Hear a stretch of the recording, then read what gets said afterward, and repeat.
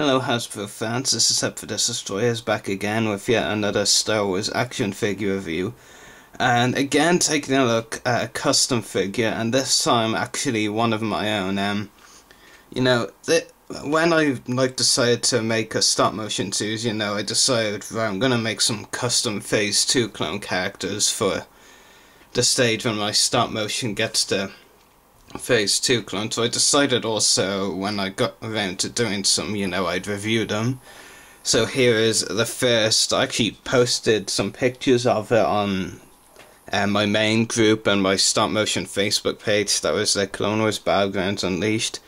And here is the figure itself for review. And of course I'm gonna of course try and prevent bragging, because that would just sound completely bad. But what I will say is he did turn out more or less as I hoped, maybe even a little better, but reasonably around how I hoped. And also those in my group of course will know, and on the page too, that the character's number and name is CS-1313 and the name is Primo, and both the number and the name are a reference to other things. 1313, his number, you can obviously guess reference there, and that's partially why he has blood red markings as well, is a reference to the mature Star Wars game coming out, Star Wars 1313, which is quite an obvious reference. And Primo is a name I got from another character, but that's not Star Wars related, so I'm actually not going to reveal that. But yeah, it did turn out reasonably as I hoped. The helmet especially did turn out as I wanted. Maybe there's a part of the body, the torso especially, that could have turned out better, but for a first attempt I think it did turn out okay for sure. And of course he's gonna be one of the clones who wield one of the Z6 rotary cannons like a badass.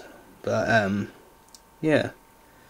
not too sure if I'm gonna give him a squad or something. It was suggested to me on Facebook for sure, and he is a sergeant. That's what CS means. It's a rank for a clone sergeant. So yeah, I might give him a private corporal elite. It won't be a ton, because I'm not going to end up with a ton of different Phase 2 clone figures to use, and I need to use a lot of other colours as well for other legions and all. But I might, if I get the chance, give him a squad member or something with blood red markings as well as something. But I don't know, I haven't really decided anything other than this guy so far. But yeah, I'll just give you a look at the back of the figure. It probably have anything turned out the worst on this figure, but it didn't turn out too badly, I guess.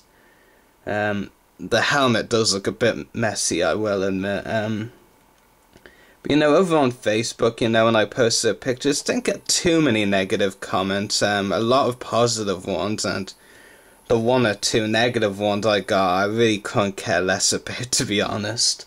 Because, like I've said, I don't really care what the critics say. It turned out as I had hoped, perhaps even better, so I'm happy enough with it. There's a look at the leg design, and if you're wondering why it's such a diverse design, I'll tell you the reason.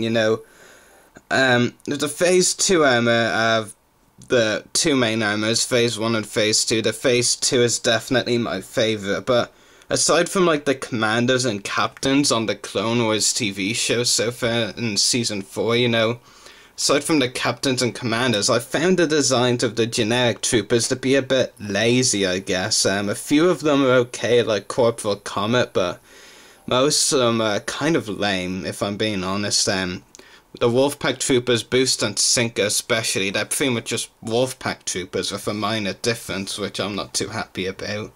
Because Sinker and Boost are actually two of my favourites, obviously, as they are part of Wolfpack Legion.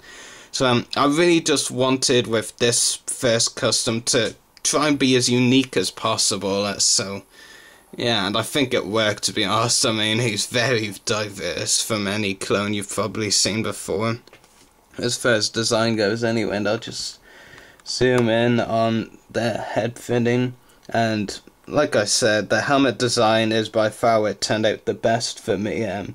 Very accurate. And you know, when I actually got the red paint, I will admit, I didn't know just how like red it would be. Like, it could pass for blood red, to be honest, you know, blood. Which really does add a lot to the character. Like I said, reference to Star Wars 1313, a mature game, which probably would have blood in it, so yeah. You know, I'm really happy with how it turned out anyway. So, yeah. Yeah, nothing really too special on the back of the helmet. It's mainly the front that's interesting. So, yeah. But like I said, and I'll say it again, it did turn out reasonably as I had hoped. And yet the Z6 rotary cannon at the start anyway, when he first like shows up around season 5, I'd guess. I'd say his main weapon will be this weapon. Then there's going to be a change with the character, and suddenly you won't be seeing him with the cannon anymore, you know. That's the least I can really say about what's going to happen to him at some point. All I can really say right now is, like, he's not going to be using this weapon any longer, and there's a reason for that, which I won't go into. Like, nothing I want to mention is, with these Phase 2 clone troopers, so far there are only 2 clone head sculpts done by Hasbro that can actually fit under the helmet, to my knowledge. Those are the Jetpack Rex from Clone Wars 62, I believe, in 2011, and this year's Phase 2 Commander Cody. So this is one of those few custom ones that's actually going to have a removable helmet, and I'm actually going to give him like Cody's head or face for when he shows up and removes his helmet. Mainly gonna stick it to this side so he does seem more of a younger clone, but of course Cody's has that scar on the other side, and I'll actually see if I can get him to hold the helmet. So yeah, now just have to hope he doesn't drop it, and I'll just zoom in. So yeah, pretty cool. And yeah, like I said, it really did turn out how I hoped, especially the helmet design most of all. So really, I'm not too bothered what anyone who thinks negatively about it says, you know. It turned out how I wanted to look at, and that's the most important thing. I mean, it's always good to get some feedback, you know. I don't mind constructive criticism, but the only criticism I have gotten of it, from the few that have, hasn't been constructive whatsoever, and I hate non-constructive criticism, so I just choose to ignore it completely.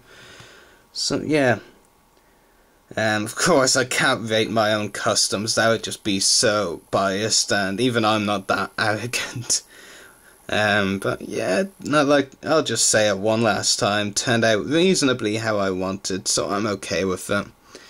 And there are a few bits that could have been improved, I will admit, but the helmet, I think, makes up for that completely. The helmet turned out perfectly, with a good mix of red and grey in there.